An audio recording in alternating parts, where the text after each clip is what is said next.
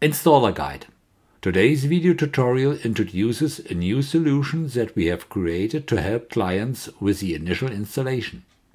So let's start installing the monitoring station. Open the box and follow the simple instruction for assembling the monitoring station.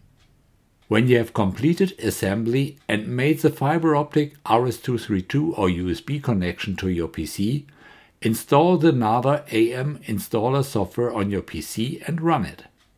The software searches through all peripherals connected to the PC.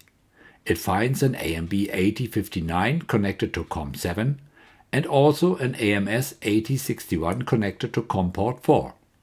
Let's start with initial installation of AMS-8061. The software checks the firmware installed is the latest version. If it is not, it will guide you through the update process.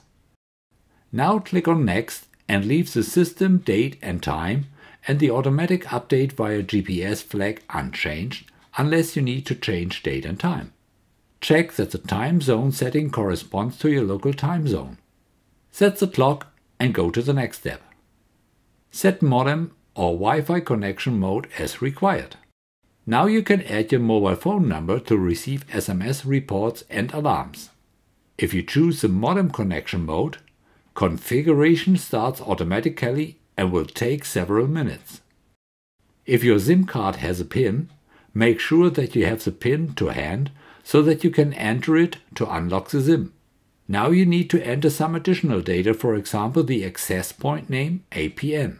Generally, the APN displayed is for a demo connection only, as the APN displayed is the Italian factory default setting. You will need to use the APN username and password of your provider. The system suggests a series of APNs that are compatible with your SIM card. The FTP server connection starts.